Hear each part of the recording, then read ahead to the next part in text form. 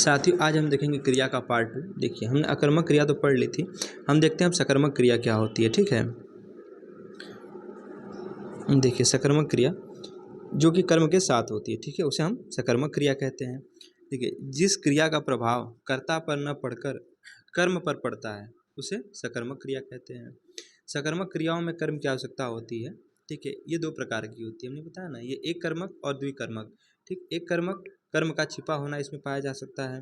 उदाहरण की हम बात करें, जैसे शैली पुस्तक पढ़ रही थी, अगर हम क्या से प्रश्न करें, जैसे शैली क्या पढ़ रही थी, तो शैली पुस्तक पढ़ रही थी, तो हमें उत्तर मिला ना, तो ये हमारी क्या है, सकर्मक क्रिया है। जैसे रीना खाना खा रही है, हम अगर प्रश्न करें रीना क्या खा रही है, तो उत्तर मिल जाता है कि रीना खाना खा रही है। ठीक, तो ये हमारी सकर्मक क्रिया हुई। जैसे विकास ने खिलौना खरीदा, अगर हम प्रश्न करें विकास ने क्या खरीदा, तो उत्तर मिला कि विकास ने खिलौना खरीदा। ठीक, ये हमारी क्या है, सकर्मक क्रिया है। राइट,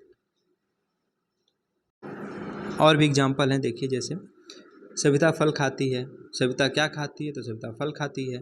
अध्यापक ने लड़के को पीटा, भंवरा फूलों का रस पीता है, गीता फूल तोड़ती है, सीता गीत गाती है, राधा मूर्ति बनाती है, भावना कहानी पढ़ती है। ये सब हमारी सकर्मक क्रिया है।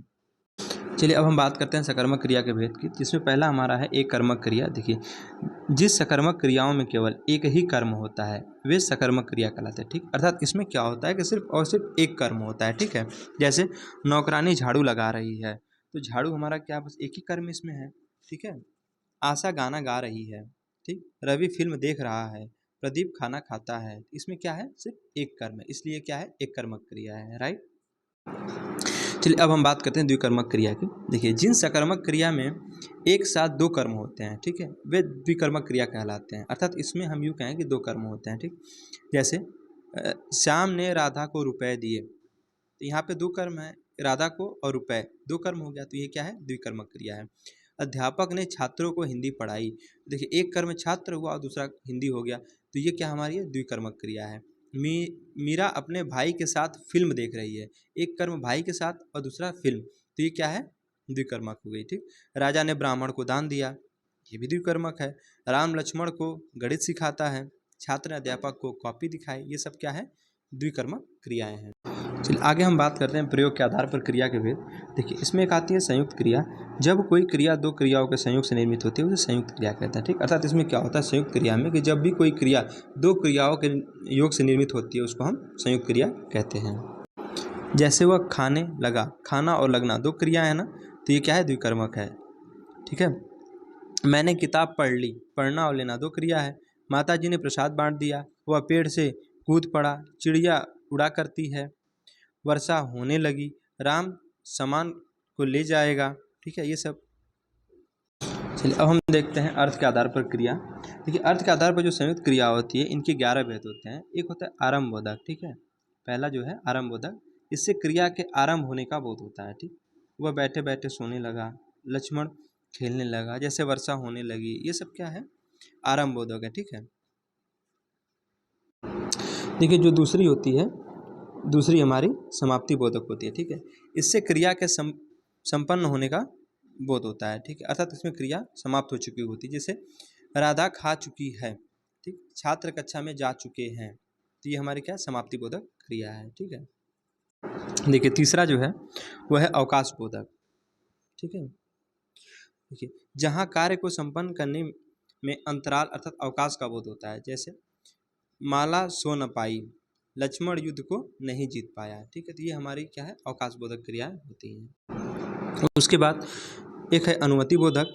देखिए इसमें क्या होता है कि इससे कार्य किए जाने की अनुमति दिए जाने का बोध होता है। जैसे उसे जाने दो, राधा को बोलने दो, अर्थात इसमें अनुमति की बात होती है। ठीक है, तो ये हमारी अनुमति बोधक होती है। एक होती है नित्यता बोधक, इससे कार्य की निरंतरता का बोध होता है। जैसे नदी बहती रहती है, ठीक है, तो ये हमारी क्या है, नित्यता बोधक होती है। चलिए आगे देखते हैं, छठवीं है आवश्यकता बोधक। इससे कार्य की आवश्यकता का बोध होता है। ठीक है, जैसे मुझे रविवार को भी विद्यालय जाना पड़ता है, भाई कोई आवश्यकता है तभी तो ये हमारी क्या आवश्यकता बोधक है। मोहन को इस काम को जल्दी करना चाहिए, ठीक, उसको आवश्यकता है इसीलिए उसको करना चाहिए, तो ये हमारी आवश्यकता बोधक है। इसके बाद एक होता है निश्चय बोधक। ठीक, इससे क्रिया की निश्चितता का बोध होता है। ठीक, जैसे तुम देर करोगे तो मैं चलता बनूंगा, तो ये क्या है, एक निश्चय बात का बोध करा रहा है, इसलिए ये क्या है, निश्चय बोधक है।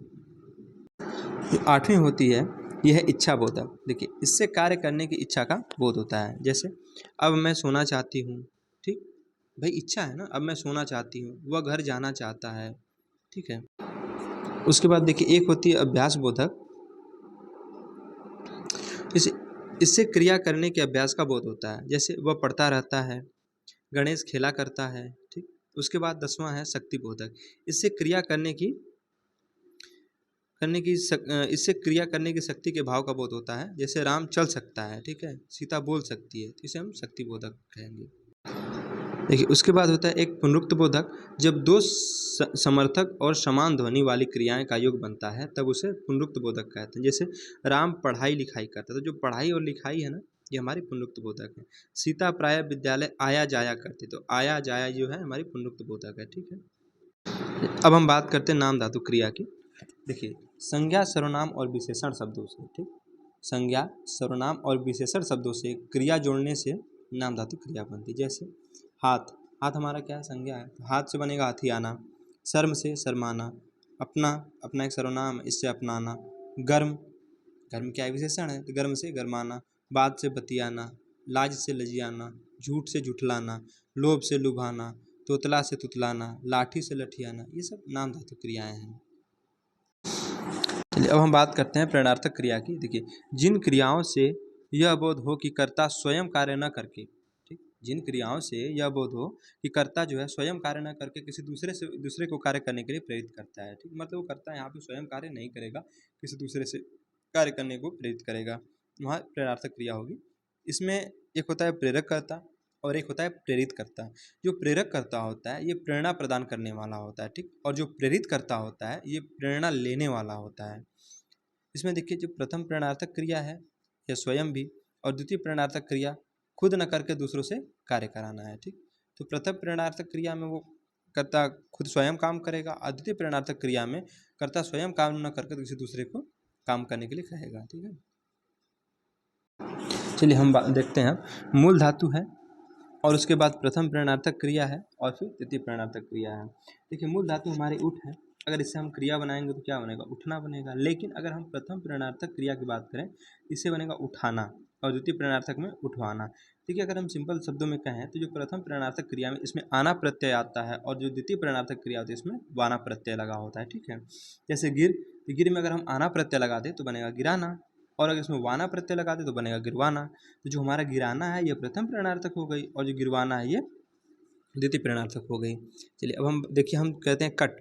देखिए कट से क्या हुआ है, क्रिया बनती है कटना, ठीक। लेकिन अगर हम प्रथम प्रेरणार्थक क्रिया की बात करें तो इसमें बनेगा काटना, ठीक है, इसमें आना प्रत्यय लग गया। लेकिन अगर हम द्वितीय प्रेरणार्थक क्रिया की बात करें तो इसमें बनेगा कटवाना, इसमें हमने क्या वाना प्रत्यय लगाया, ठीक। देखिए सुन, सुन क्या है, हमारा एक मूल धातु है, इससे जो हमारी क्रिया बनती है सुनना बनती है। लेकिन अगर हम प्रथम प्रेरणार्थक क्रिया की बात करें तो इससे होगा सुनाना। लेकिन अगर हम द्वितीय प्रेरणार्थक क्रिया की बात करें तो इसमें आएगा सुनवाना, ठीक। अर्थात प्रथम प्रेरणार्थक क्रिया में सिर्फ और सिर्फ आना प्रत्यय लगा होता है, और द्वितीय प्रेरणार्थक क्रिया में वाना प्रत्यय लगा होता है। जैसे देखिए चल, चल क्या है, हमारी एक मूल धातु है, इससे हमारी जो प्रथम प्रेरणार्थक क्रिया बनेगी वो बनेगी चलना, और द्वितीय प्रेरणार्थक क्रिया चलवाना बनेगी, ठीक। इससे जागना, ये तो क्रिया है, इससे बनेगा जगाना और जगवाना, ठीक। चलिए हम थोड़ा डिटेल रूप से चर्चा कर लेते हैं। देखिए प्रथम प्रेरणार्थक क्रिया क्या होती है। क्रिया का वह रूप जिससे कर्ता स्वयं भी कार्य में सम्मिलित होता है, अर्थात इसमें क्या कर्ता स्वयं कार्य करता है, ठीक है, वो हमारी प्रथम प्रेरणार्थक क्रिया थी। जिससे वह सबको भोजन, जो सबको भजन सुनाता है। अच्छा भजन कौन सुनाता है, खुद स्वयं सुनाता है, ये हमारी प्रथम प्रेरणार्थक क्रिया हो गई। जैसे माँ बच्चे को खाना खिलाती है, ठीक है, तो माँ स्वयं बच्चे को खाना खिलाती है, तो ये हमारी प्रथम प्रेरणार्थक क्रिया हो गई। अगर बात करें, देखिए महेश बच्चे को रुलाता है, ठीक, तो महेश स्वयं बच्चों को रुलाता है, तो हमारी प्रथम प्रेरणार्थक क्रिया हुई। जिससे राम सभी को कविता सुनाता है, ठीक है। देखिए आगे है द्वितीय प्रेरणार्थक क्रिया, ठीक है। देखिए द्वितीय प्रेरणार्थक क्रिया क्या होती है। क्रिया का वह रूप, क्रिया का वह रूप जिससे कर्ता स्वयं कार्य न करके दूसरों को कार्य करने की प्रेरणा देता है। अर्थात इसमें क्या है, कर्ता स्वयं कार्य नहीं करेगा, किसी दूसरे को कार्य करने के लिए प्रेरित करेगा। ठीक है, जैसे मोहन गीता से पत्र लिखवाता है, तो मोहन चूंकि ये काम खुद नहीं कर रहा है, ये किसी और से काम कर रहा है, ये काम तो गीता से करा रहा है, तो इसलिए ये क्या है, द्वितीय प्रेरणार्थक क्रिया है। ठीक है, मालकिन नौकरानी से बर्तन साफ कराती है, तो मालकिन खुद तो बर्तन साफ कर न रही है, ये तो करा रही है नौकरानी से। ठीक है, तो ये क्या है, द्वितीय प्रेरणार्थक क्रिया है। हम कुली से बोझ उठवाते हैं। ठीक है, महेश नाई से बाल कटवाता है, तो ये क्या है, ये सब द्वितीय प्रेरणार्थक क्रिया है। चलिए अब हम बात करते हैं पूर्वकालिक क्रिया की। देखिए, जब कर्ता एक क्रिया को समाप्त कर दूसरी क्रिया करना आरंभ करता है, ठीक है, मतलब जो कर्ता होता है वो एक क्रिया को समाप्त कर लेगा और उसके तुरंत बाद दूसरी क्रिया को प्रारंभ कर देगा। ठीक, तो यहाँ पे हमारी पूर्वकालिक क्रिया होती है। देखिए, इसके उदाहरण की बात करें, जैसे राम भोजन करके सो गया। ठीक है, देखिए राम ने पहले क्या किया, पहले भोजन किया फिर सो गया। ठीक है, तो ये क्या है, पूर्वकालिक क्रिया है। जैसे मीना रोकर चुप हो गई, पहले उसने रोया फिर चुप हो गई, तो ये क्या है। फिर देखिए, बच्चा दूध पीते ही सो गया, राकेश पढ़कर टीवी देखने लगा, तो इसमें पूर्वकालिक क्रिया है। ठीक है, क्योंकि पहले राकेश ने पढ़ा और फिर टीवी देखा। ठीक, मैं अभी सोकर उठा हूँ। ठीक, वह अखबार पढ़कर नहाने गया, पहले अखबार पढ़ा फिर नहाने गया, तो ये क्या है, पूर्वकालिक क्रिया है। ठीक है, चलिए साथियों, अब हम देखते हैं सहायक क्रिया की। ठीक है, सहायक क्रिया मुख्य क्रिया के साथ, ठीक है, जो मेन क्रिया होती है उसके साथ प्रयुक्त होकर अर्थ को स्पष्ट एवं पूर्ण करने में सहायता प्रदान करता है। अर्थात जो सहायक क्रिया होती है वो मुख्य क्रिया के साथ क्या करती है, प्रयुक्त होकर अर्थ को स्पष्ट करती है। जैसे मैं घर जाता हूँ, इससे क्या है, हमारा अर्थ स्पष्ट हुआ। अगर मैं कह दूँ सहायक क्रिया को हटा दूँ, मैं घर जाता, इससे हमारा अर्थ तो स्पष्ट हुआ नहीं। इसलिए क्या है कि हम कहते हैं जो हमारी सहायक क्रिया होती है ये क्रिया के साथ प्रयुक्त होकर क्या करती है, अर्थ को स्पष्ट करती है। ठीक है, चलिए, जैसे वे हंस रहे थे, मैं खेल रहा था, ये सब हमारी क्या है, सहायक क्रिया है। जैसे देखिए इसमें हूँ थे, ये सब जो हमारी ये सहायक क्रिया आती हैं। अब हम बात करते हैं कृदंत क्रिया की। देखिए, जब मूल धातु में, ठीक, मूल धातु पता है ना, पढ़ लिख, ये सब मूल धातु थी, तो मूल धातु में ना प्रत्यय को छोड़कर, क्योंकि मूल धातु में ना प्रत्यय जोड़ेंगे तो क्रिया बन जाएगी। जैसे पढ़ में ना जोड़ दिए, पढ़ना। ठीक, जैसे हमने कहा पढ़ में ना अगर जोड़ दें तो हमारी बन जाएगी पढ़ना, तो पढ़ना क्या है, हमारी क्रिया है। ठीक है, लेकिन इसमें कह रहा है कि मूल धातु में ना प्रत्यय को छोड़कर, मतलब हमें जो है ना प्रत्यय नहीं लेना है, अन्य प्रत्यय लगा हो। ठीक, ना प्रत्यय की जगह कोई अन्य प्रत्यय लगा हो तो वहाँ पे कृदंत क्रिया होती है। ठीक है, जैसे इस एग्जाम्पल की बात करें, जैसे चलेगा में एगा प्रत्यय लगा है, खेलेगा में एगा प्रत्यय लगा है। ठीक, मतलब इसमें ना प्रत्यय नहीं होगा, वो हमारी कृदंत क्रिया होती है। चलिए अब हम बात करते हैं सामान्य क्रिया की।